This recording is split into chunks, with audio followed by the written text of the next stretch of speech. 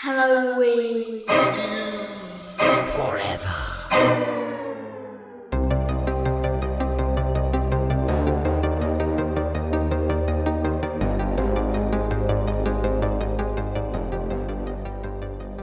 Because my list isn't that long, but I was like very specific on why I chose their butts. So I'm intrigued. This is sorting for quality. Just fine handcrafted I was quality. going quality over quantity for sure.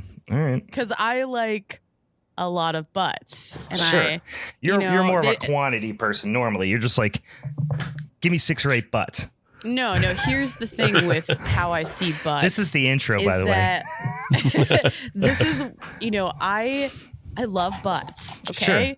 Sure. So Who doesn't? it doesn't necessarily matter if they're big. Right. Like, it's more about like who they're on. Yes. And then if I'm like, if I like you or I think you're talented, I'm like, yeah, I like your butt. Like, I'll just be like, yeah, even if it's smaller, even if it's a Hank Hill style butt, I'm fucking here for it. Yeah. Oh, I forgot to ask before we get started. We didn't make this distinction before we started deciding our picks. What's the status on front butts? Are we doing front butts or just back butts? Welcome, boys and girls, to another fucking Minisode of Halloween is Forever. I'm Brian. I'm Meg. I'm Steve. We're getting off to a wacky, wild, and horny start It's here. definitely going to be a horny episode. We are talking about our favorite, or perhaps just the most iconic of horror movie butts, you guys. We are deep into the thickness of September. This will be our last episode of September, which means next week's kicking off. Little October spooky season is in full effect, you guys. It's chilly outside. I got my little pumpkin spice coffee over here. I'm talking like this for the whole episode. I've got Ugg boots on. You can't see them.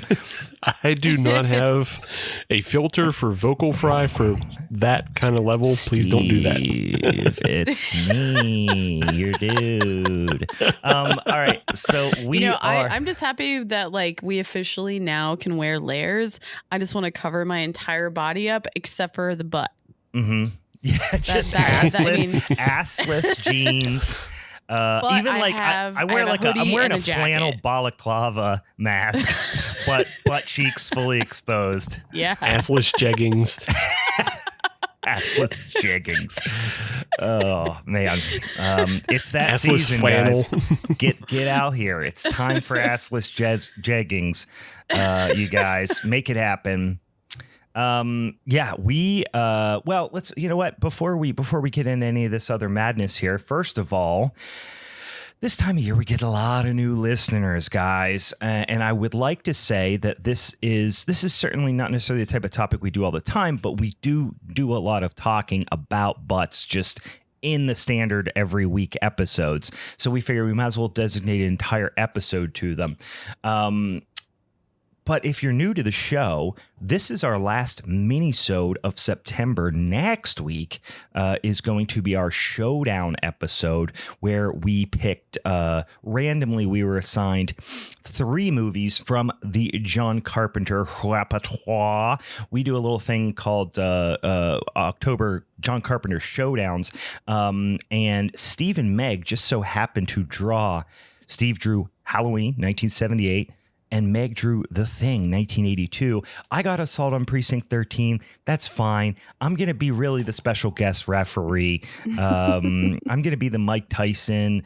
You guys can be the, DX versus who was in that match where Mike Tyson was the special guest referee? Stone Cold. Yeah, it was Stone Cold, wasn't it? Yeah. I was going to say that sounds too predictable. Yeah, you're Stone Cold. What? Steve is Shawn Michaels. I am. Oh, wait, hold on. I have a butt-centric Mike Tyson joke. Why did Mike Tyson call off work the day after he did a bunch of squats? Why? Because he was thick. All right, so because he has a lisp. I get it. Yeah. Edit that out. Edit it out. No, I think we need to leave it in. I think we need to show Brian's embarrassing jokes.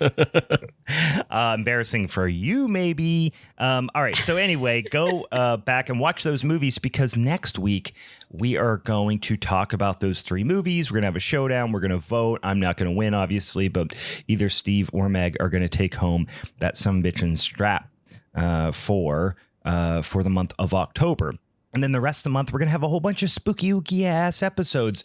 We have a few of them planned. We have, maybe a little wiggle room there. So if you have any Halloween spooky themed episodes, perhaps, our favorite Tales from the Crypt episodes, or favorite, something. It doesn't have to be media even. We could talk about fucking Halloween candy. I don't give a shit. Drop us those suggestions and follow us on the social medias at Halloween is Forever on Instagram, Halloween is Forever podcast on Facebook, at Hallow Forever on Twitter, Halloween is Forever pod on the Tiki Talkies, or Halloween is Forever pod at gmail.com for send us one of them emails. All right, guys, do you have beverages that you'd like to discuss? I have half of that. I have a beverage. Okay. I don't necessarily want to talk about it. I've already talked about my beverage. I just worked like an 80-hour week. I'm fucking exhausted. I just got home from Philadelphia. I'm half sleeping, and I am just chugging coffee. But I got a little pumpkin spice creamer in there in my Killer Clowns mug, which says, "In space, no one can eat ice cream." I feel like, do you have like pocket pumpkin spice? Like, do you just keep it with you all the time, like in a little baggie? I actually piss pumpkin spice, so I just jiggle my wiener over my glass after my coffee mug, and I just get a little taste, just a little drippy pre-cum of pumpkin spice. Wait, are you insinuating that you might be eating your own cum too? Yeah. Yeah, if it's pumpkin spice, then of course I am. I'm gonna go spend money on something my body produces naturally. It's really got to be uncomfortable for people now if they're out to eat with you and you're like Texas Roadhouse, and then you take your sweet potato to the bathroom. No, I just put it under. I'm discreet about it. I just put it under the table. I kind of hug up to the table, like press my belly up under the table, and then they just kind of see me just jiggle it a little bit, and then it's like back up on the plate. and then I go to the bathroom to wash my hands after. Obviously, I'm not a monster. Right. The visual in my head is so ridiculous. Yeah, it's a horrifying suggestion. What are you guys drinking? Garbage. Garbaggio. Yeah, no, I'm living the shit show life again, guys. I mean, you know how I roll. I am drinking. I got some more Iron City in my hand. I keep buying it because I'm waiting to buy a 15-pack that's made over here at the new facility, and it's just not happening, Yeah. Look at your face, Steve. You're so disgusted with me. What a waste of money. It's not a lot of money. It's not a lot of money. Why is it a waste of money, though? Would you say that about like Hams or PBR or any of these other ones? I mean, yeah. Yeah. There's so many better things today. out there. You could be out there buying Belgians, instead you're buying Trezash from fucking Latrobe or wherever. Let me get you this little beer that I like to drink called Redding Premium Lager. That'll straighten your rate out. 16-ounce cans.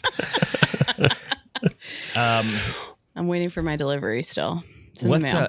Yeah. Okay. Listen, I'll get you as much as you want. You tell me. I'll get you as much as you want. Steve, what are you drinking? What kind of poop are you drinking?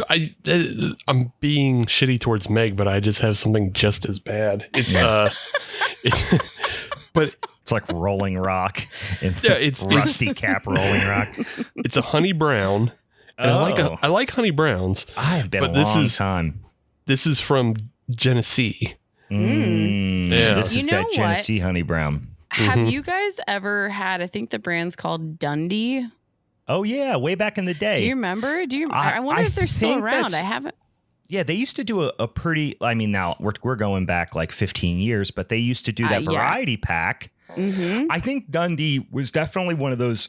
It was either produced by like FX Matt, who makes like Saranac, all in that same area, though. Or City Brewing. Somebody was contracting, because I'm pretty sure Dundee was one of those made up brands that didn't actually, like, there was no Dundee Brewery. It was just a brand that was created by FX Matt or something like that. But like, even the labels kind of reminded me of like a children's book. It did. You know it almost had like a weird, like over the garden wall kind of like aesthetic as I remember it. Like, they were cool. Like Peter Cottontail type artwork, you know.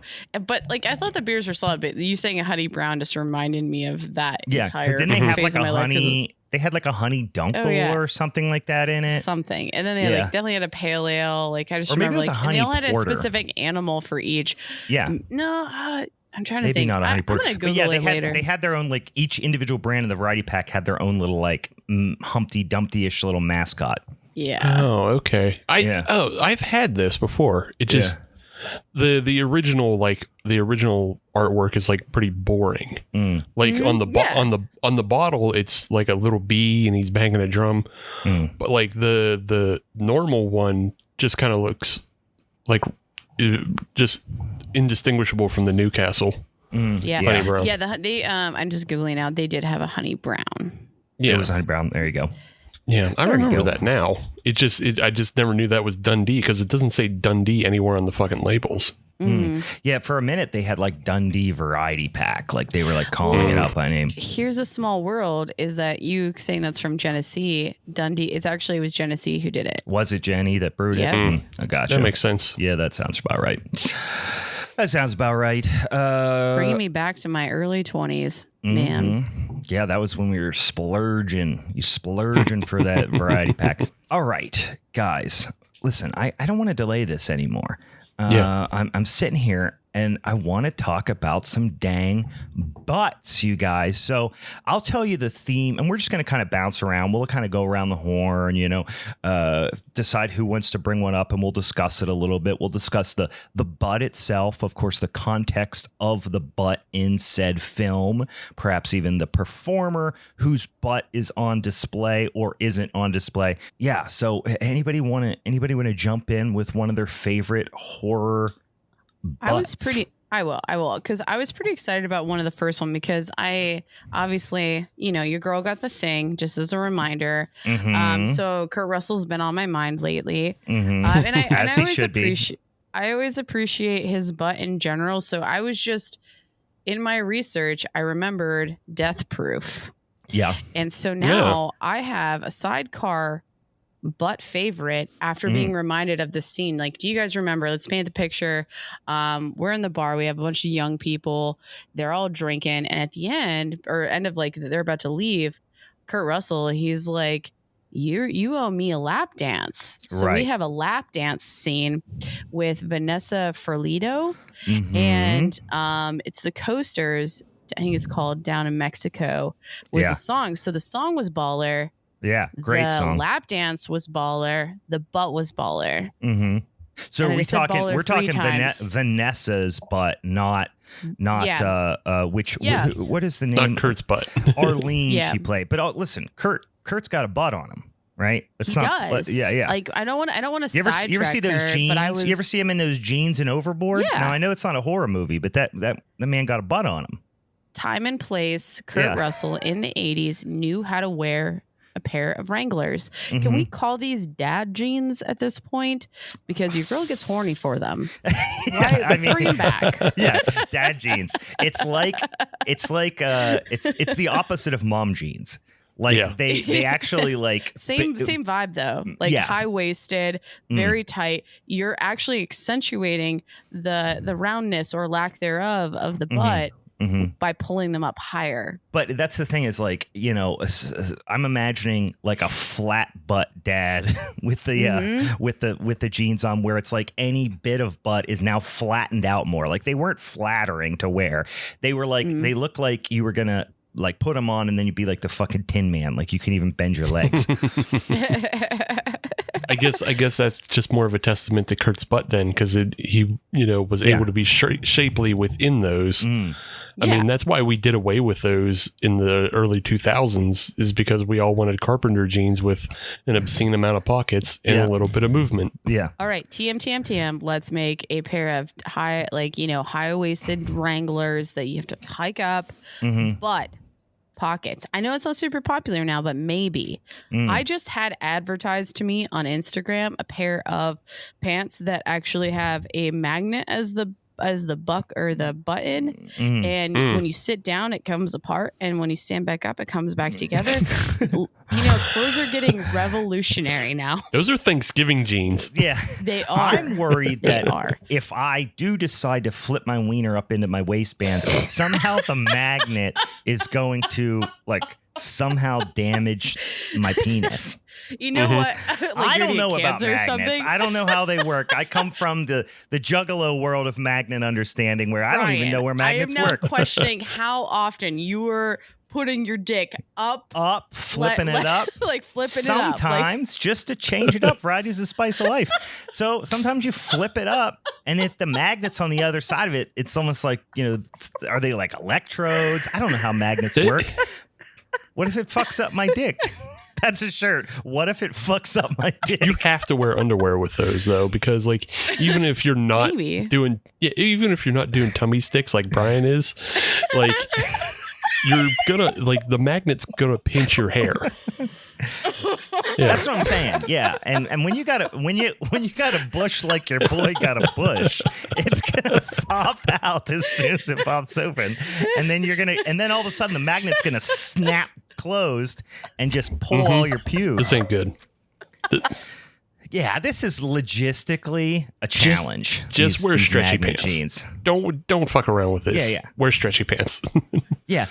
You got if there's a mechanism on your pants that might fail, resulting in your genitals being exposed, I think you guys are just instantly creating problems for this product, because I was still pretty excited. I'm assuming a lot. We're creating problems because, Brian said, the more mechanisms you add, the more points of failure you have. If you just wear stretchy pants, then you just have so now you're telling people to wear spandex, and I'm not opposed to this, but there's a lot of people who will be adamantly against spandex. So it's either choose stretchy pants or magnets. Stretchy pants, sweatpants. You can go track pants like I do. Wait, are we talking about what's it's all stretchy? 3-stripe life. Adidas. Oh yeah, the Adidas one. Dressed like an Eastern European mobster. Wait, those are also. Are we going to also bring up the button-off ones? We're talking about those too. Yeah, all of it. Just remove the magnets, remove the zippers, stop pinching your pubes. Don't get in trouble. Come on. Self-care. It's all about self-care, guys. I love myself enough. Don't let my pubes get stuck in a magnet. Yeah. Yeah. Of course not.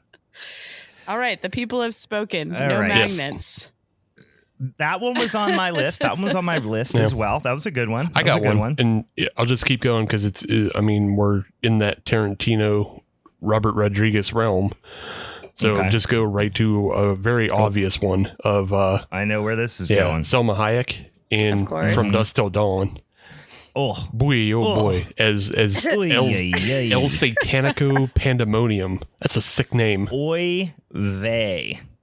Does that woman have a butt? She got in everything. In a big way. Yeah.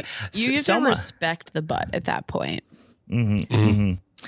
And I'm not typically one of these people who are the kind of knockout, superstar actress type of person. That's not normally the ones I directly go towards.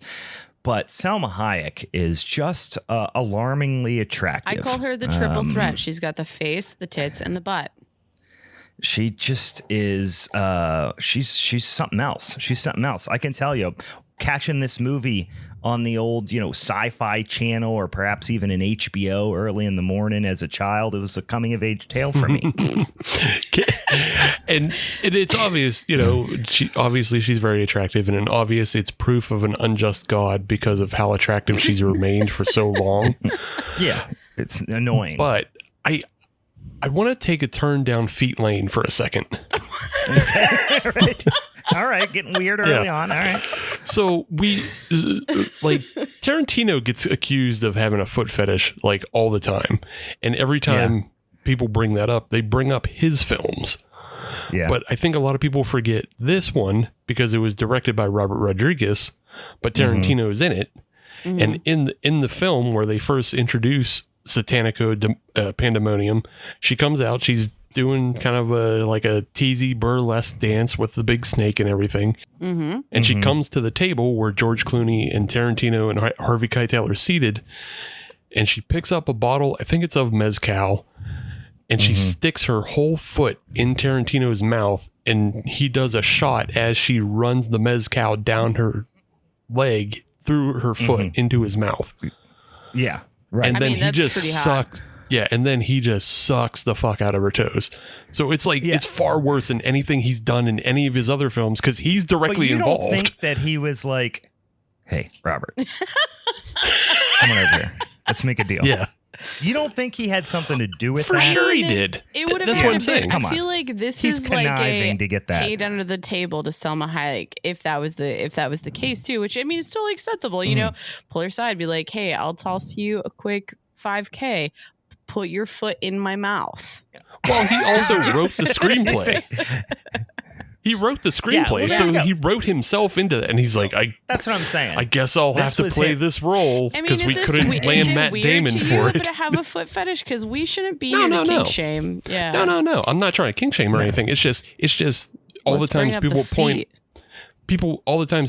out Tarantino just like filming Uma Thurman's feet or Margot Robbie. And he's just filming their feet.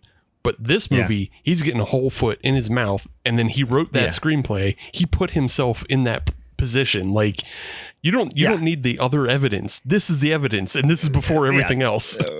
Right. Not subtle. I think this is white privilege at this point, right? Elsa. No, it's a complete joke. No, because he wrote the film. Oh, okay. He wrote it in, and he's so famous that no one would question it. Is like what I'm getting it as. I see. Yes, you explain the joke and then it doesn't matter anymore. Yeah. Listen, I thought I was missing something there, but yes, he definitely. Quentin Tarantino, it's well established. Look, we're not, like you said, we're not here to kink shame, but we're not here to talk about beats, guys. We're here to talk about butts. So I am going to throw out an unorthodox one. Okay. This one is a stunt butt of sorts, but there is an actor present. The actor's name is Charles Lucia, playing Mr. Jim Whitney. Anybody know what I'm talking about yet? He is the father of one Mr. Let me get his name here before I forget. Of one Mr.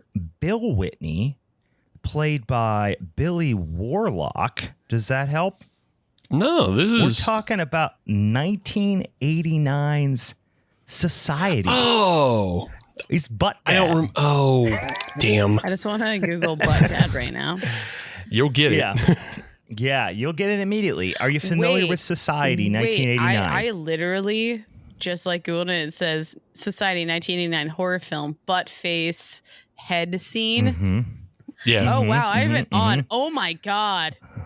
Oh yeah. What do you have it? I don't know if you guys can hear this. Hopefully you can't hear this. No, we can't hear this. I'm a butthead. Oh my god. Yeah. Classic quote. If you've not seen Society, it is a fucking weird, awesome 80s sci-fi gross out horror movie directed by the legendary Brian Usna. And this movie is so fucking strange, but it also is like very relevant. It has tons of, themes of like classism, socioeconomic disparity, but also there is a series of scenes, one of which kind of culminates with what is referred to as the shunting.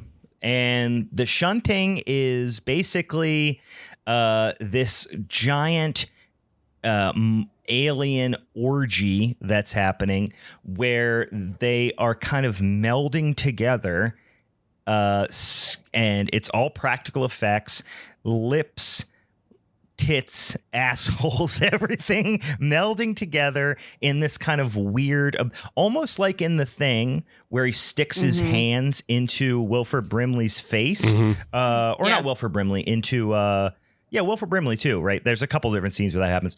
I was thinking about the military guy, the tall guy who talks like Sam Eagle. Anyway, like, it is gross and slippery. Yeah. And there's just a lot of things going on. And they basically, like, you know, feast upon poor people basically during this like rich, weird, cultish, like sex ritual. But one of the scenes, Billy goes into his parents' room, and this is as things are all unraveling, and his dad's bent over and his face is coming from between his butt cheeks, and it's practical effects. And it was one of those things where when somebody suggested that, like in the, you know, or wrote it into the script, just an unbelievable amount of respect I want to give them for saying, you know what, we're going to fucking figure this out. We are going to literally put his face between two butt cheeks and make it look like someone's bending over and his face is coming between the butt cheeks. And then, of course, he makes a terrible joke that he's a butthead. Do you think this is literally where the phrase butthead came from? You know, because I feel like this feels like an origin story. I think this is where it peaked as a phrase. Yes. This is the greatest use of it ever. But yeah, I mean, listen, I'm going a different direction early on. This is not a horny, not a horny, but a good one. I would say I call it a good one. It's a weird, and I remember the first time seeing it going like, holy fucking hell. It's like the first time you see like Rawhead Rex, you know what I mean? Or like, you know, something like that, where you're just like, oh, Jesus Christ, they're going for it on this. Especially because this film, like, it takes a while to build up. Like, it's a lot of paranoia and like classism building up, and you're not quite sure what it's building to. And then to find out that it's building towards sweaty alien orgy where they consume the poor is like, holy, what? Why? What? It's like, the whole thing pretty much seems like this kind of like pretty standard mid-late 80s, like teen, like paranoia kind of flick, like the parents are out to get us. And then all of a sudden it just takes a giant swing in the last act. And it's a fucking mad sprint to the finish. I for sure need to watch it. Yeah. Yes. Society is 1,000% worth a watch. All right, we are coming back around the horn here, Meg. What's your next horror butt? Ooh, I have two to choose from right now. I'm actually going to go with Christian Bale in American Psycho. Strong butt. Solid. That was on my list. Strong butt. Yeah. In the tighty whitey scene. Yeah, well, even more so, like post sex scene when he's even chasing around the one chick with a chainsaw. I'm like. What? Like, this is perfect. This is exactly what I want in life. You know, it's exactly what I want to see. So classic. Yeah. It's tight. You know, overall that movie anyways, hilarious. Now you mean cheeks or anus? Is all of it. Yeah, I would say. I mean, he is tight butthole as far as personality goes, but he might be a little bit more loose butthole in the bedroom. But maybe not. He was very controlling, and he did want the one chick to eat out the other chick's ass in that scene too. So it's like, don't just look at it, eat it, you know, like classic. These are classic butt things. Classic butt things. Oh yeah. I mean, listen, he's a good looking man. He's doing a lot of stretching and things and push-ups and whatnot. There's a good build up. He's to doing us, it's a good build up. It's a good build up. He's a handsome man. When I see that movie, I immediately think of comparing that, because he's like big and muscular and jacked. Same thing with like Batman compared to what's the movie he did where he lost like a bajillion? The Machinist. I was going to say The Mechanic. I knew that wasn't it. The Machinist. Holy shit. That is less good butt in that one. Yeah. Less good. Yeah, less good. Still good. Just It's still on Christian Bale. Scientifically and factually, he has less butt. Physically less butt. He had lost a tremendous amount of his butt for that role. What are the exercises you have to do to lose butt? To lose butt? I think it's no exercises and no food. Mm-hmm. Oh, okay. Yeah. It's starvation. Yeah. Starvation. Yeah. Yeah. Because I have no exercise, but still plenty butt. So, yeah. Same. All right. Steve, where are you going with this, with your next butt? Well, so like I said, I had Christian Bale on my list as well, but I'm going to build on that with a newer one, with a newer film. And I don't know, have either of you seen X yet? X, yeah. I have not seen X yet. I have not seen it. Okay, so Meg, then you'll remember from X, the guy playing Wayne, Martin Henderson. Mm-hmm.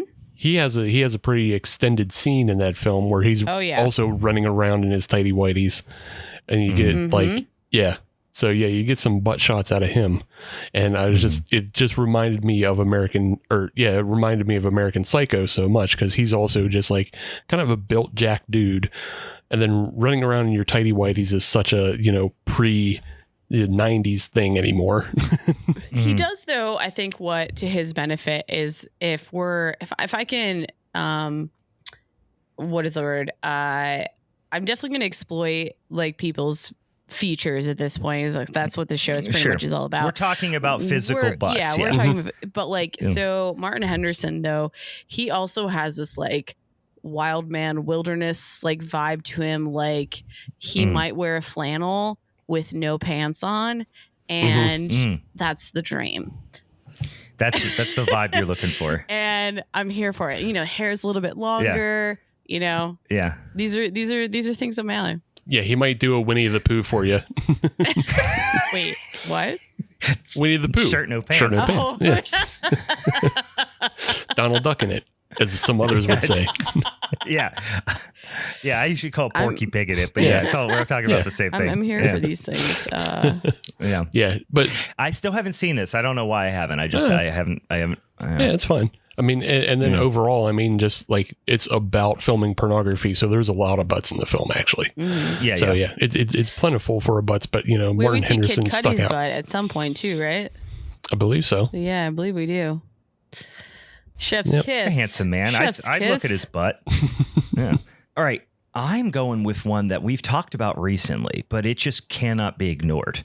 And it's not just butts, but I'm talking about our favorite big boobied space vampire played by Mathilda May in Life Force. Oh, yeah. Which is 80. I didn't write down 84. What's Life Force? 85, I believe. Yeah. 85. Yeah. Life Force. We just did this movie. We just talked about it not that long ago. It's a fantastic movie, a tremendously underrated movie in horror circles. But we got this girl walking around, and they really do focus on the boobs, right? I mean, it's a boob-centric movie, but boy, howdy, great butt. Boy, howdy. Great butt there, too. She's got balance, it's good. I like it. It's a good balance of both. Yeah. Yeah. So I got to throw that one out there, even though we did, talk about it exhaustively on a recent episode. I would be remiss if I did not mention the memorable nature of that butt. It's good butt. Yeah. It's a good butt. You know what I did notice in searching for butts in horror, and listen, I just started by I went to Google. I opened my browser. I brought it up. I put my little cursor in the Google box, and I just wrote butts. That's where I started. And I started peeking around at all these different butts, right? I personally, my preference, if anybody, I like a bigger butt. You know what I mean? Regardless of sex, regardless, I like a bigger butt.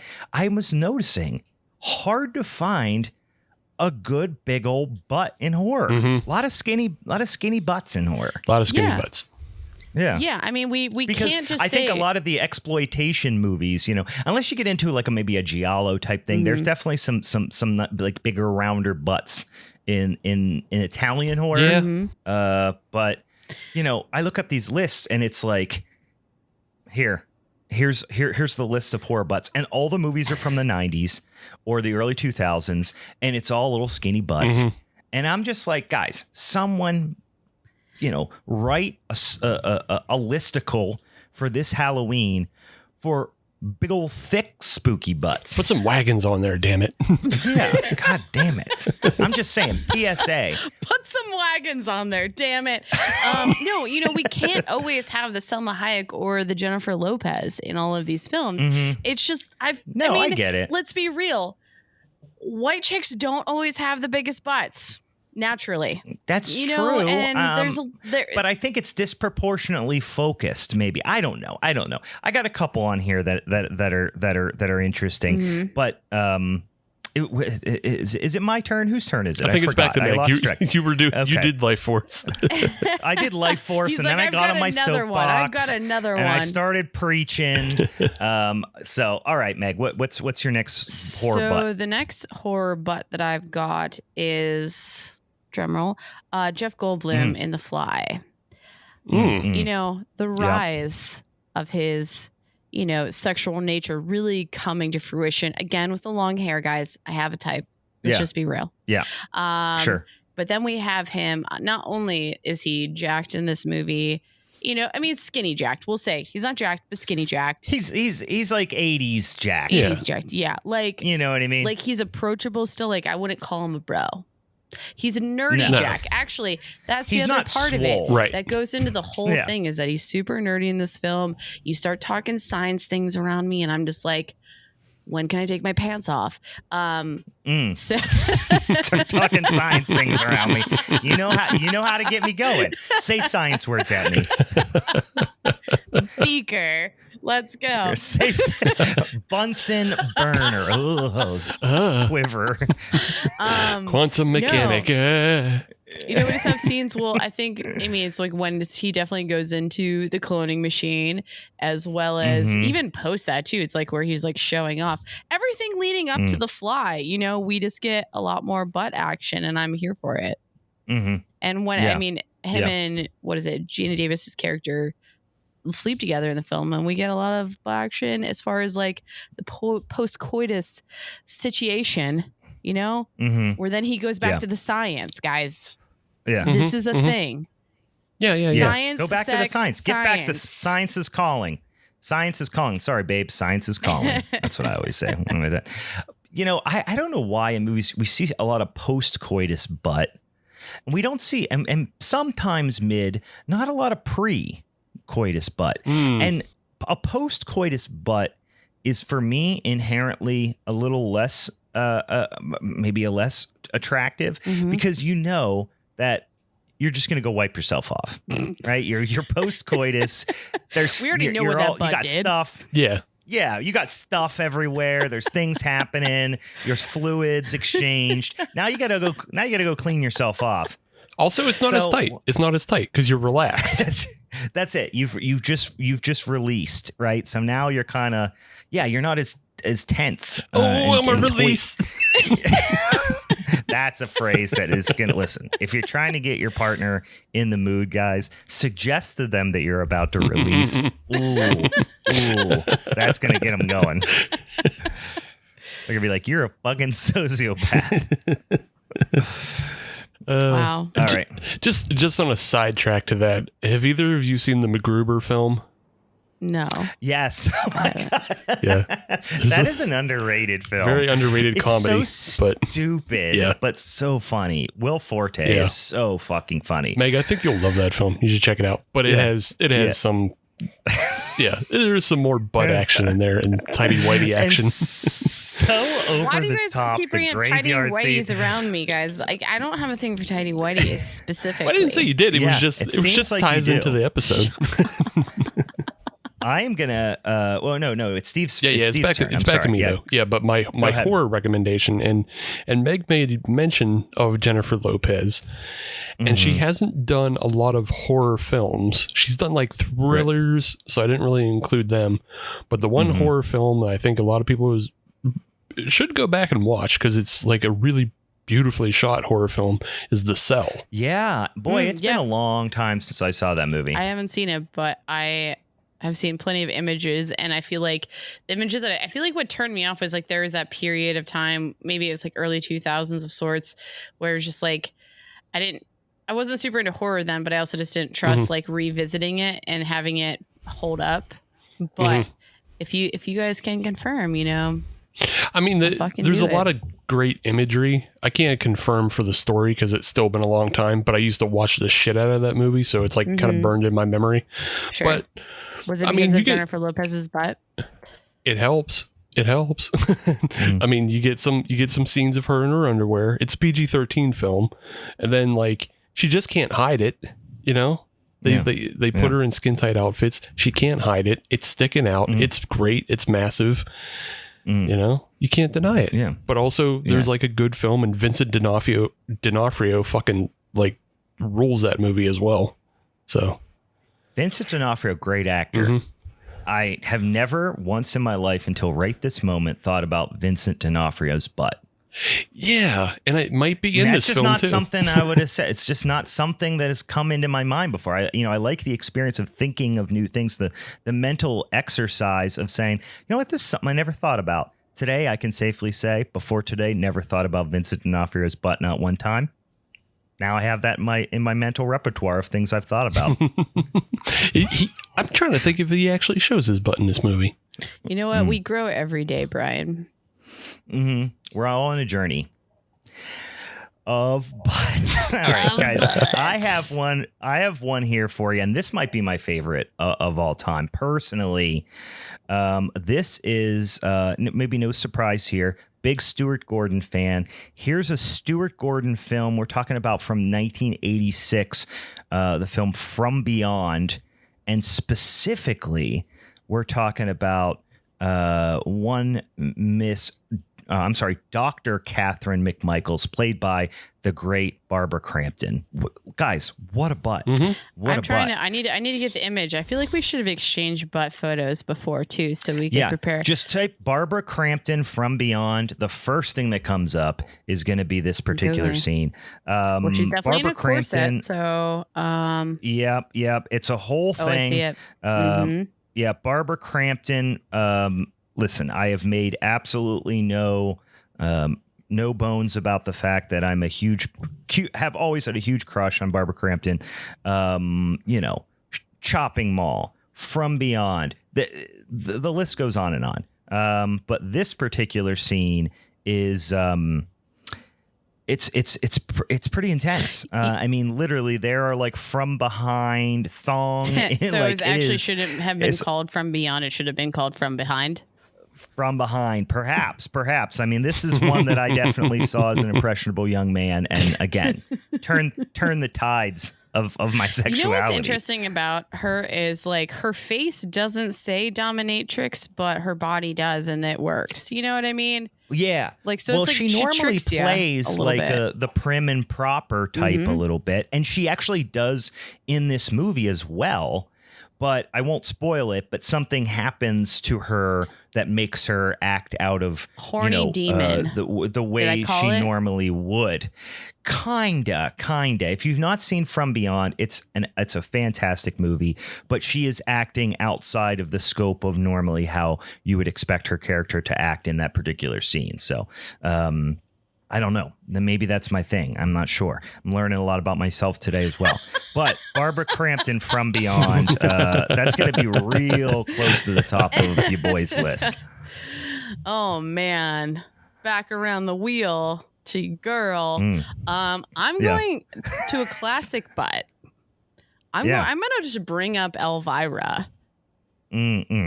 Of course. We have to put her on the table because I feel like, she has an amazing butt, shows it off, but she is like the pinnacle of sex appeal, specifically for horror.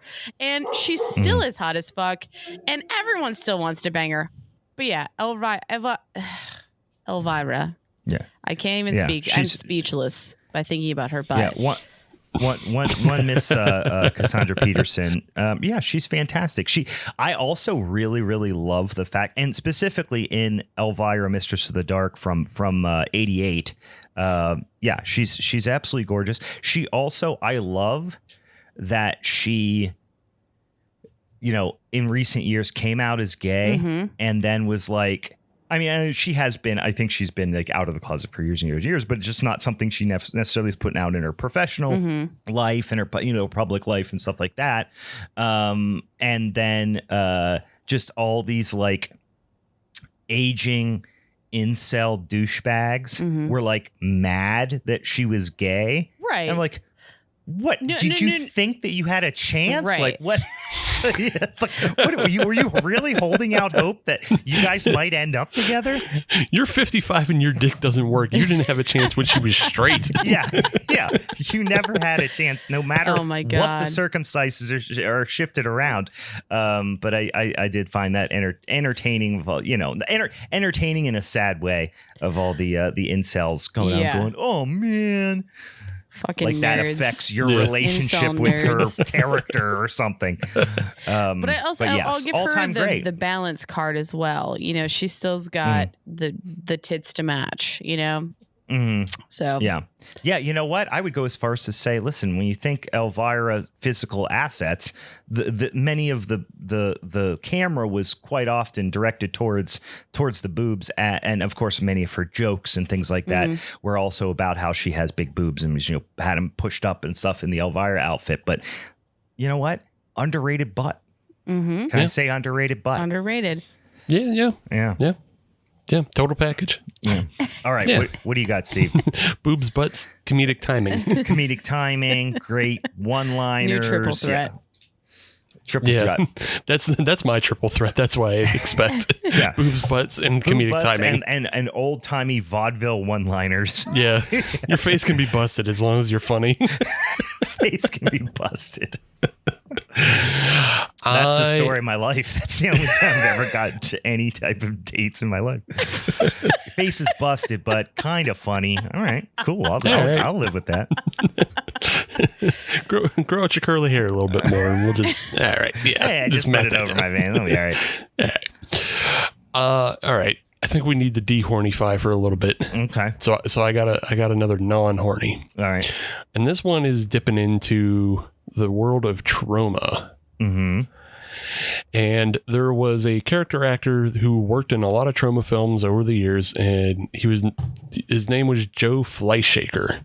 Okay. And many people know him as just like the guy who was like 500 plus pounds, just an enormous dude on screen, but like he was in Trauma's War.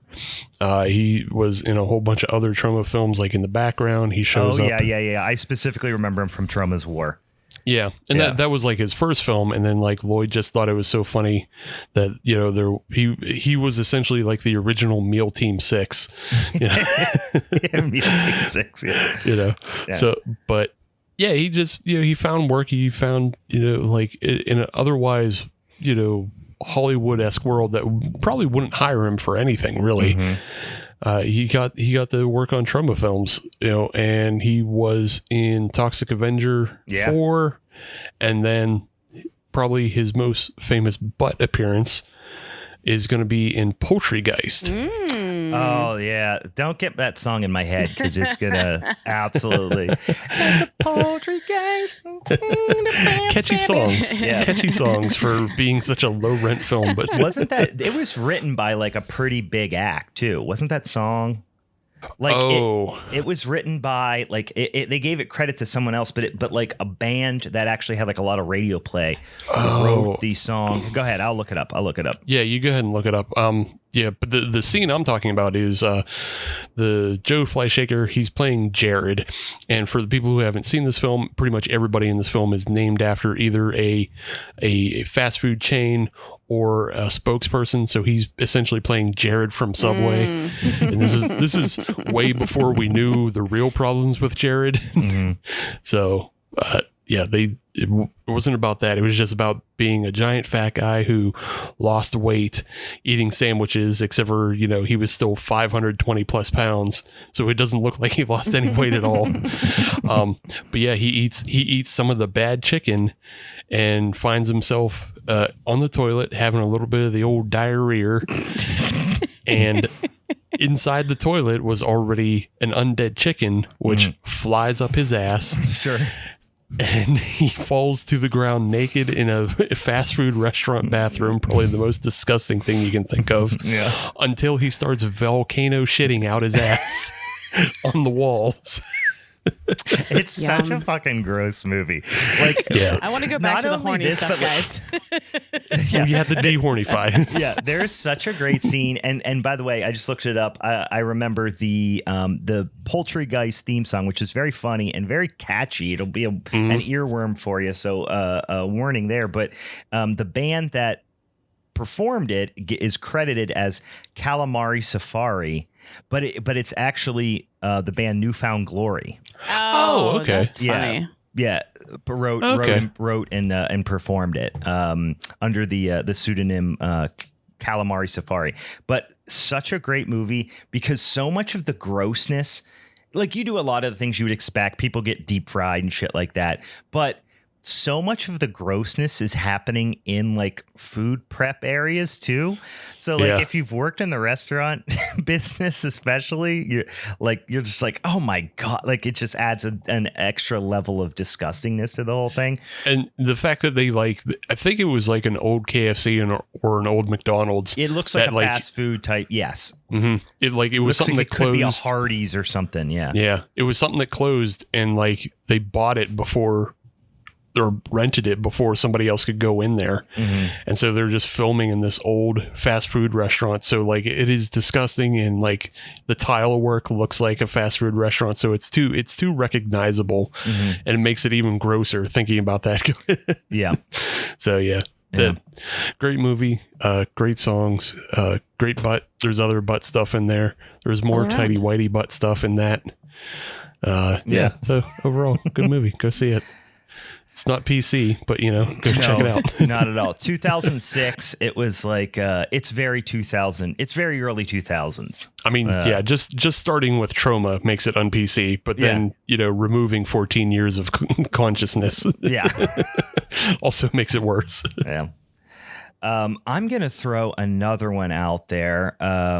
Actually, which one am I going to talk about first? Which one are you guys more likely to talk about? You know what? I'm just going to go for it. I'm going to go back into the sexy arena with the most sexiest, just horniest old doctor you ever dang saw in your life. Dr. Dan Chalice, played by the legendary Tom Atkins in Halloween 3, Season of the Witch, 1982. You get a little post-coitus butt shot. The context of this movie is creepy because Tom Atkins is, I'm sure you've all seen Halloween 3, Season of the Witch, but we're going to explore this shady mask factory in Santa Maria, California, and Tom Atkins meets up with a young woman who you never specify exactly what her age is. I would call her college age, early to mid 20s, perhaps, who is going to do the very same thing because she feels that her father may have been victimized in some way by the evil Silver Shamrock Corporation. And it's just this very kind of platonic, friendly, helping each other out type relationship. And then it goes to like a, hey, I'll sleep on the floor type of thing. Mind you, at this point, Tom Atkins looks like he's probably 40, roughly, in this scene. Listen, sexy man, mustache, doing the whole damn thing, slamming beers, as he always is. But then she's just like, no, we can sleep in the same bed, and then it's Pound Town. It's zaddy vibes. It's the zaddy vibes, okay? Yes. And in the 80s, men looked a lot older. Like, I don't know what it was, whether it was all the facial hair, all the long hair. Like, you're like, oh, this person was probably actually 25. You're like, what? Excuse me? No. Yeah. I think he was about 40 and she was about 20. And it was a little much. It was a little much. Listen, two consenting adults, do what you got to do. I might be way off in terms of the ages here. She might have been 30. I don't know. I'm not trying to judge. I'm just saying it raised some eyebrows, I would say, but you do get a little hint of it for some reason. It doesn't feel as creepy as Tom Atkins and Jamie Lee Curtis's character in The Fog. I don't know why.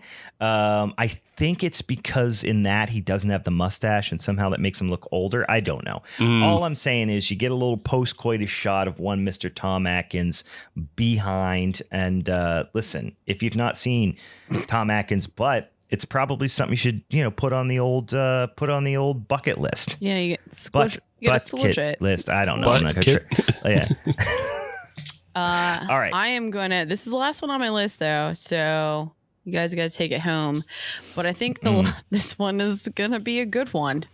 I'm gonna take it dark again. We're gonna go back out of the horny field, and I'm gonna go with the entire movie of the Human Centipede. Oh yeah, okay. Yeah. This is more again. We're going anuses here. But we got nose going in side cheeks sometimes. Yeah. We have ass to mouth, like the entire time. And actually, the first time I ever watched this, I had to stop. I had never been so freaked out or grossed out by something in my entire life, and it has nothing to do with not being okay with ass to mouth. You know what I mean? It was yeah. It was a horror. This is a little more traumatic, mentality. Like you're permanently affixed. I don't want that ever. I don't ever want to be permanently affixed to someone's butt. Yeah, because the surgery involved butt cheek skin being sewn into your actual face cheeks. Yeah. That hold you to the butt. Generally considered unpleasurable. Pretty much, yeah. Not great. By society at large. I mean, and unhygienic. I mean, someone could correct us out there and say if there's something bondage related that they want to dive into with us. I'm here for the conversation. Yeah. Yeah. Maybe I'm not. You're saying if people want to justify having other people's mouths sewn to other people's assholes, you're open to that conversation? No, I mean but maybe there is something like leather bound ass to mouth. So you know what I mean? See. That's where I'm going with it. There could be some sort of jock strap harness. Yep. Yeah. Okay. Listen, guys, I'm just saying you're going to get pink eye, but it's your body. Do what you want to do. Yeah. Wear your safety goggles. Wear your PPE. Wear your PPE. All right, Steve, where are we at here? Get it back to a place where I'm not thinking about people shitting in each other's mouths. Sure. I mean, I just think we should give a shout out to a franchise. Because it's known for a lot of things, but it also always features, not always, but it's known for featuring a very specific butt shot. And I'm talking about the Texas Chainsaw Massacre series. Yeah. They have a very specific butt shot that they love to feature all the time. Yeah. And it's when your heroine, your protagonist is first coming upon the giant mansion or house that's occupied by the Hewitt family, and it's a low angle shot up at her butt with the mansion in the background. Yeah.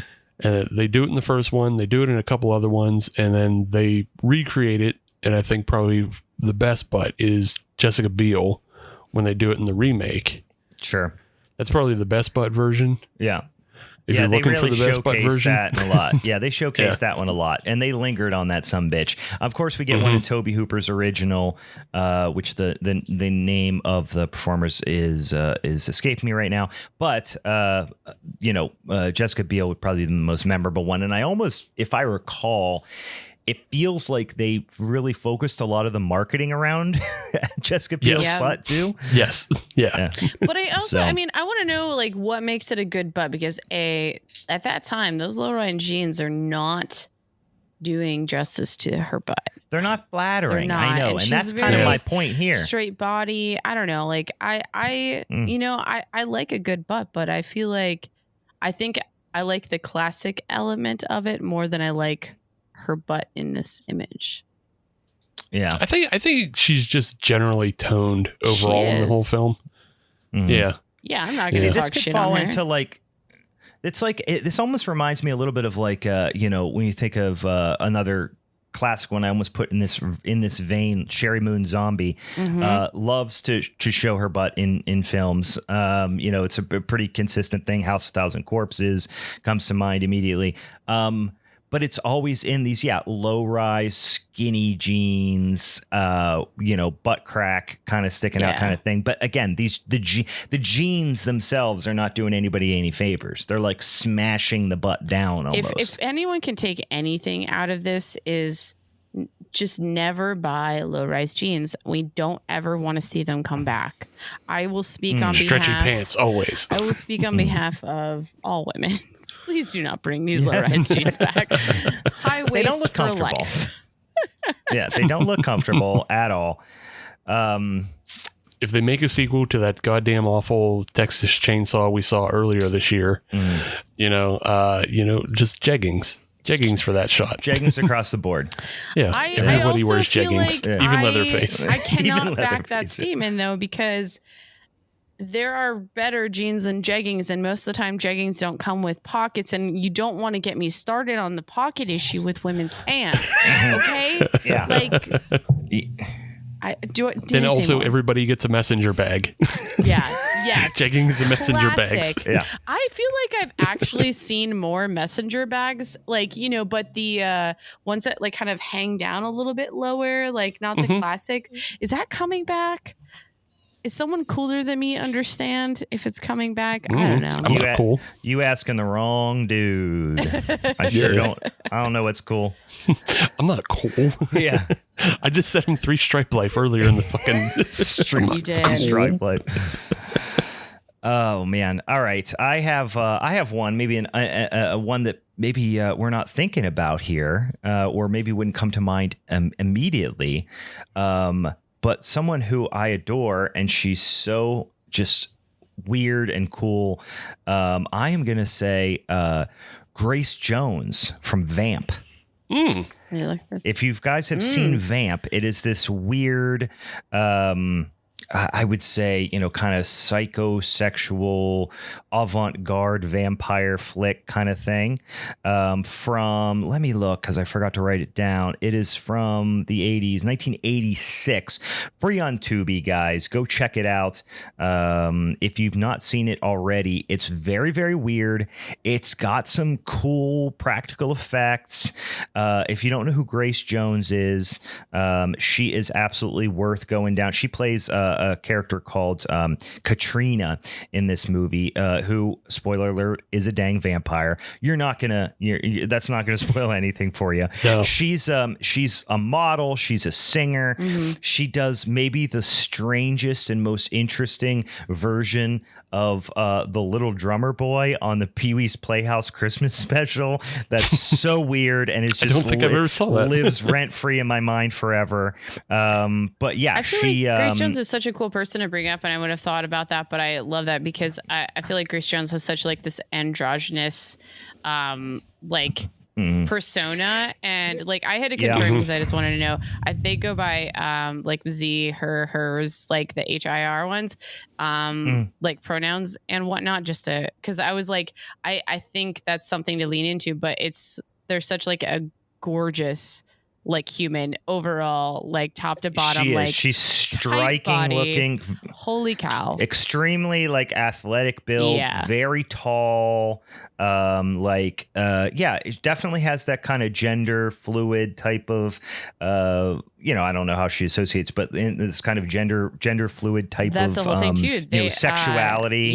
Like they completely go by just like hermaphroditic, like an indeterminate sex type thing. And I think they lean into that very well. Anywho, great call. I like that one. Yeah. And she's got, like I said, a whole host of weird costumes because she basically plays in the movie the movie is if Grace Jones was a vampire. Like, that's pretty much it. Like, she plays this kind of performance artist type of thing. I don't remember if, if she was an exotic dancer. I forget. It's been a little bit since I saw it. Yeah, it's basically like a strip club. But like very avant-garde artistic, right? Yeah. In a way, it's almost like From Dusk Till Dawn before From Dusk Till Dawn, because like that's a good point. And it's more about like her character owns the strip club. Yes, and like she, as a vampire, like she's come to town, taken over this club, and then they just eat all out of towners who come through that way. Yeah. While leaving the townspeople. And then like the club owner, or not the club owner, but the club manager, he's like a real funny character in this as well. It's a fun, interesting watch. I like it a lot. Yeah. If you've not seen it, a lot of great striking visuals. And she also, like, for being, like I said, this kind of almost like hypersexual character, whenever she does vampire things, she doesn't steer away from being like scary and grotesque. You know what I mean? It's not like she's trying to be when she goes vampire mode, it's not like she's trying to be a sexy vampire. Yeah, it's not hot vampire. It's she gross goes vampire. after it, which is awesome with the prosthetics on the face and stuff. And it's just a fucking cool movie. But also a lot of butt shots. And like I said, she's very, very tall, athletic, a very a unique butt, I would say. Yeah, to throw into the mix. This is a different type for you, Brian.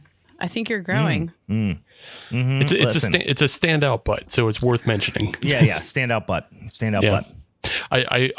I can't not mention though, one of my favorite like goofs is in this film is it's at the end it's towards the end, and there's like a skeletal hand that gives the middle finger. Yes. Yeah. And maybe it's just the way that this print made it to Tubi, but like you can see on the off side, which probably should have been cut off, you can see the puppeteer manipulating the skeletal hand. Really? Oh, okay. Yeah, you can see the puppeteer's hands giving the finger. It's almost like in Uninvited, when the cat busts through the back of the truck window, you can literally see the guy's arm up in the puppet. Exactly. Yeah. Yes. Never forget. Yeah. Very funny. So Meg, you said you're out of butts? Yeah, I'm out of butts now. Yeah, that was the end of my list. Okay. I apologize, guys. That's okay. I think no problem. So this next one though, it's Scarlett Johansson. Okay. This is an uncommon one. I feel like more people don't know about this. But Scarlett Johansson was in a film called Under the Skin, which is like this one. Yeah, see? Exactly. It's a kind of unknown science fiction horror film, and it's about like an alien who is just like capturing people and taking them to another dimension and absorbing their essence and everything. Okay. But she goes like full frontal in it. Wow. And really? Yeah. Kind of seeing this, getting this vibe. And it's interesting because like, you think Scarlett Johansson and you think like Black Widow and all this like Marvel shit and like more big name movies nowadays. But like she used to do a lot of stuff back in the day, like Woody Allen. But like for no reason at all, I can't figure out why she decided this was the movie. That she's just like, I'm going to strip down, bear it all. It's the art. It was her like artistic, debut in such a way, maybe. Yeah. But I mean, she's been acting since like she was, I think, 14, because she debuted in Ghost World, that's a really fun indie flick. So like she's been doing a whole bunch of films up till then. And then she's just like, this fucking movie nobody's going to see. Yeah. But would you this is the one. Okay, question though. Would you have chosen Scarlett Johansson in this movie if we didn't already have the voluptuous I would use to describe her now? Because like I'm looking through some of the pictures and I'm just like, yeah. But I feel like I find it more like a better butt because I know what her butt becomes. We see her in like the Black Widow, and I feel like she's more like has a bigger butt now. She did all those workouts. I mean, she did all them squats. Yeah, those squat life. Yeah. But I mean, I've had a crush on her for a long time. So yeah, you have. Yeah. Like, I mean, I mentioned Ghost World, you know, and I was age appropriate back then. So to have a crush on her back then. Yeah, that's why I always have to specify. I'm like, listen, I had a crush on Christina Ricci when she was in The Addams Family, but I was younger. I'm younger than her. Right. She is older than me. So when in that movie, I was younger than her at that time. Exactly. Yeah, I had a crush on her in Casper, but I was younger than her at that time. Right. You have to specify. Yeah. Important to specify. Right. It was age appropriate then. Right. It's like, I still like Scarlett Johansson now, now that we're still relatively the same age. So Right. Because I think... Important to specify. Yeah, I think she's like a year younger than me, so... Yeah. Yeah. But yeah, so like this little middle period in her late 20s when she's like showing off, and it's like a natural, like she's not over, like, yeah, she's incredibly beautiful and everything for Hollywood standards, but like it's not, she could have, it didn't feel exploitative. Yeah, it doesn't feel exploitative, but also like she could have gone with a body double. She could have gone with like hiding a lot of things, like a lot of creases. If she wanted to, she could have said, I'm not going to bend over like that in front of the camera and like show different, you know, different creases that a lot of people would be conscientious of. Sure. She just kind of lets it all go. But it's also just weird that like it's for this fucking movie nobody ever saw.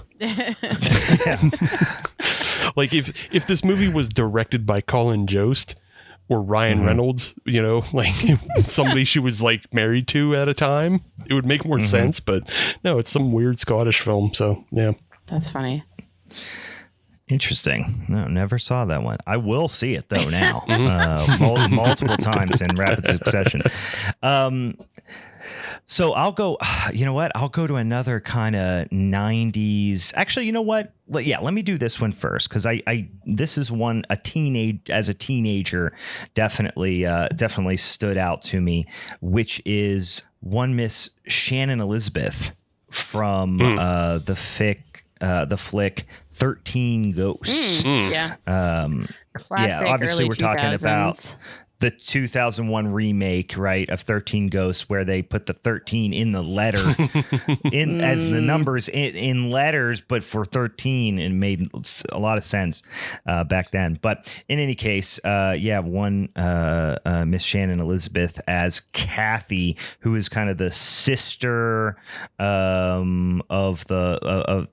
what? Oh my gosh, what was the other kid's name? But it was Tony Shalhoub's kids, basically, right? And they're like going in this house or whatever, and she's kind of like the, you know, college age daughter, I guess, or whatever.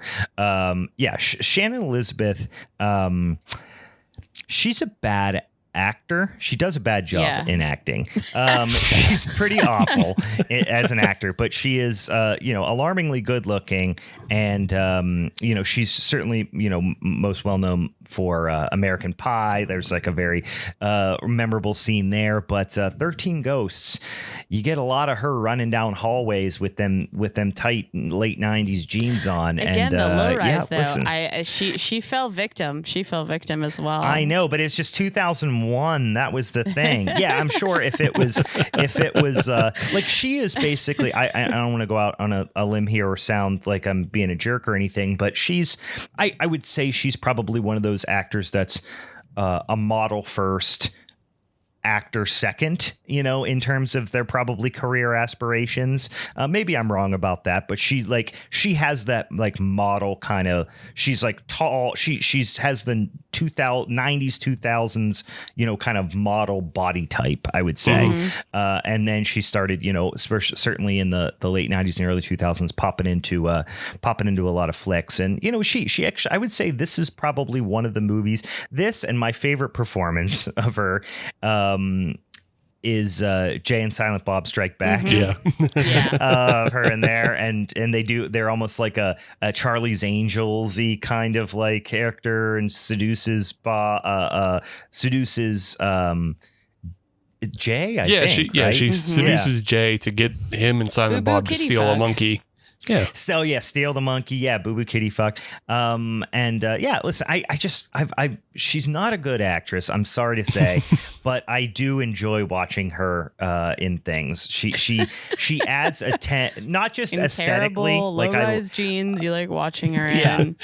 I like, but also just like her vibe kind of gives like a, I don't mean this I'm trying to figure out a way to say it because I don't mean it in a mean or disrespectful way, but she just adds like a degree of silliness to a movie. Yeah. I guess that I enjoy. I know exactly what you mean. Yeah. Well, that's why you're saying like she's a bad actress, but I feel like she's just good for comedy.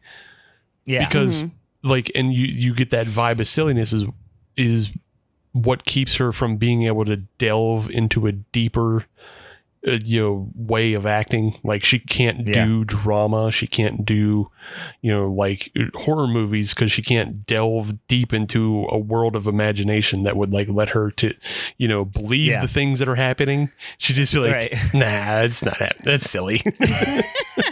Nah, I don't actually feel that way. LOL. JK. LOL. JK. BRB. Yeah, but it's listen, I that one is one that came to my mind immediately. So what do you got left, Steve? I'm going to go with probably one of the most egregious things because it is a film that casts a literal ass award winner. Okay. The film is Bloodless Zombies from 2011.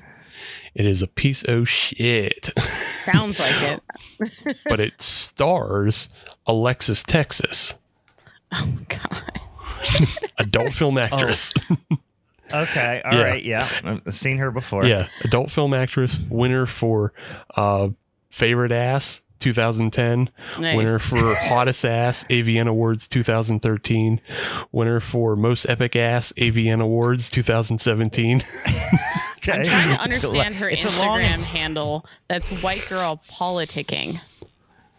What? Sure, I don't know. Mm-hmm. That is a Childish Gambino lyric. Okay, but I would also say a picture I'm seeing right here. Yes, but on point. Yes, she has probably one of the best white girl asses. She has it is a wagon. Even by any standards. Yeah. Any standards. It is a wagon. And this egregious film has it on display in the first 10, 15 minutes. And then you never see it again. You don't really see any more nudity again. The film is a piece of shit. It looks like they rented out 2 floors of an office park an industrial office park building and like just filmed this shit ass zombie movie in like 3 offices. It is fucking terrible. And like, I assume it's on Tubi though, right? It's on Roku. It's on Roku. Yeah. Okay. Gotcha. But like, and then the scene that she gets her butt out is not even that hot because it's her and this pervy old man. Oh. Yeah. It's just total waste. Makes your dick soft. It's not great. Everything the way you're describing this makes me believe that the 65% of the budget went to that scene. It had to have. Yeah. Yeah. She was probably the most she was probably the only actor they paid. Yeah. Right. Like on the yeah. Yeah. They had to pay her, and that's about it. And it is but it is dog shit movie. But we got a badonk, so we gotta, give our hails to it. Right. Mm-hmm. But objectively, it's an award-winning ass. Nobody else that I know of has won awards that we've mentioned tonight. So I've won 0 butt-related awards. Right. Yeah. So it's a cheat code. It's a cheat code. You get the person with the best ass and you put them in your dog shit movie. So yeah, I think that was probably the exact conversation that was had in the back room. They were probably like, all right, this movie's going to be dog shit. Can we get like a really good butt in here? Yeah. I think for March, what we should do is revisit all of this. And instead of doing a March Madness bracket, we do a horror. Yeah, butt madness. Can we do that? I think that'd be pretty fun. Yeah, we should probably get that domain name too. Buttmadness.com. Buttmadness.edu.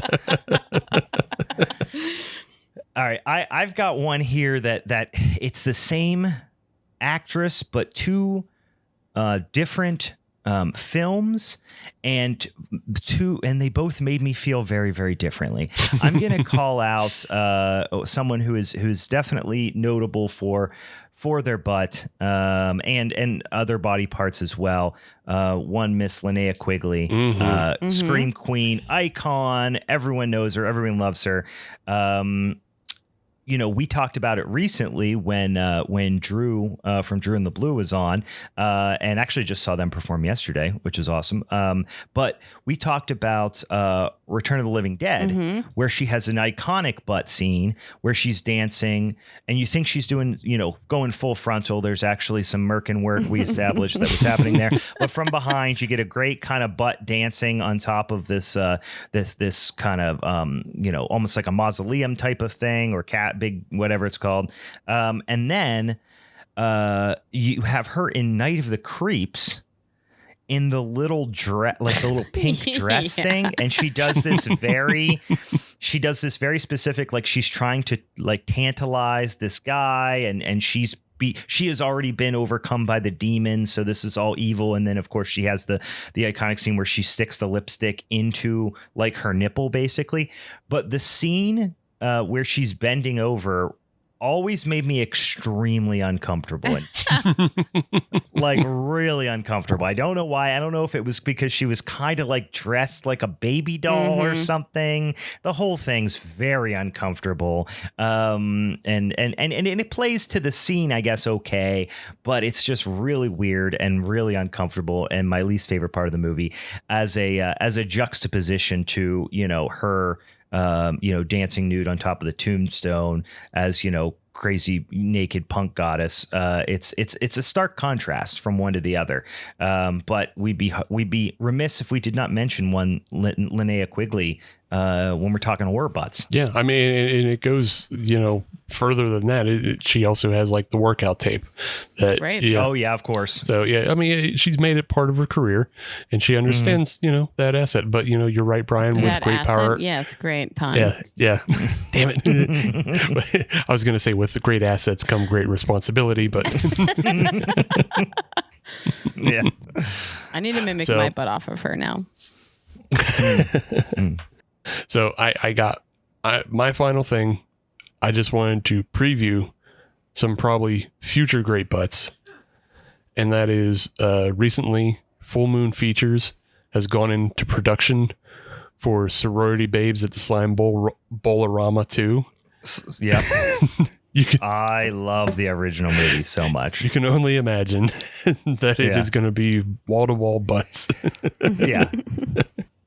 Yeah, I saw a still image of just one kind of still scene from it with I think it was Kelly Maroney maybe is in it, and a bunch of people behind them making very cartoonish faces. Yes. I was like, this movie's going to be dog shit, but probably in a fun way. Yes. And it's directed by Brinket Stevens, who was also in like the original Slime Bowl-orama, and she was in the Slumber Party Massacre. I love both those movies. Sorority Babes and the Slime Bowl-orama is one of my favorite just schlocky, stupid movies to watch. It's so funny. It's so like weirdly atmospheric, like almost on accident. When they're in this like dark bowling alley, it reminds me of that episode of Are You Afraid of the Dark, where they're like in the arcade or something like that, where it's just like, for some reason I have a lot of nostalgia for this film, even though I didn't see it until maybe like 5 years ago.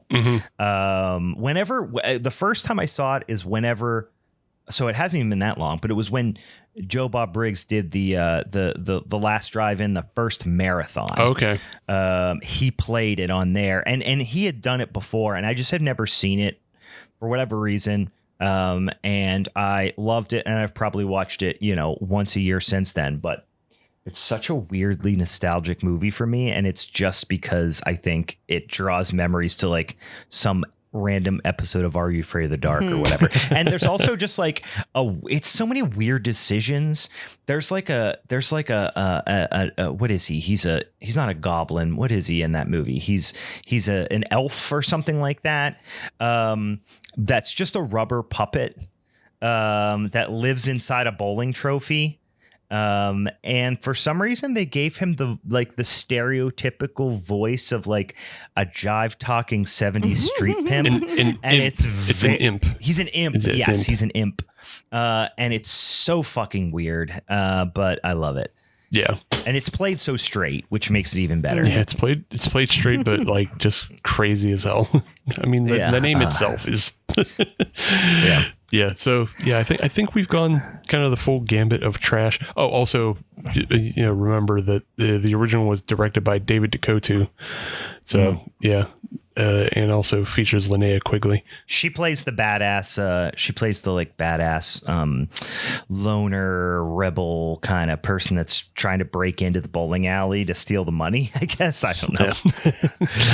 Yeah. But I think we've covered the full gamut of trash. Because we got Full Moon Features in, which is a good pun for the episode as well. Full Moon Feature, yes, sure is. We also got Choma Films in there, so that's good. Yeah, it was either that or butt stuff, and I think Full Moon Features really sounds a lot more professional. Speaking of that, that's going to be my last one I'm going to throw out, which are two movies that have kind of shockingly similar plots a little bit. Okay.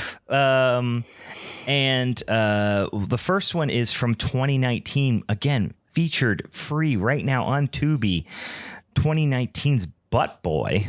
Oh, damn it. Yeah. And both of these are murderous butts. This is... is the other one Bad Milo? Bad Milo, yes, which was from 2013, Bad Milo, featuring the absolutely hilarious Ken Marino, as well as Steve's crush, Gillian Jacobs. And that is about a monster that lives in a man's butt, right? And comes out and kills people, and he has like a relationship with. And then Butt Boy is really about a person who abducts and kills people by putting them up his butt. That's so funny. That reminds me. It's just family related. Do you guys watch Your Pretty Faces Going to Hell? Yeah, I haven't seen it all. Henry Zabrowski. Yeah. Do you remember when he convinces, he gets to go up to heaven, and basically it's just a plot because he has the biggest asshole. So they stick some of the other demons in his butt, and then to basically bomb heaven. Yeah, like suicide bomb kind of thing, but he's got the other demons up his ass. It was only because he had the biggest butt. Yeah. Oh man, some of the stories of listening to Henry Zabrowski talk about that on last podcast and stuff, of just because they just paint him red completely for every single episode. Man, that's such a funny show. All right, any final thoughts? Any final butts? Anything else we need to hit on before we wrap this sumbitch up? No. I just feel like everybody should take this as a list of films that help you build your October watchings.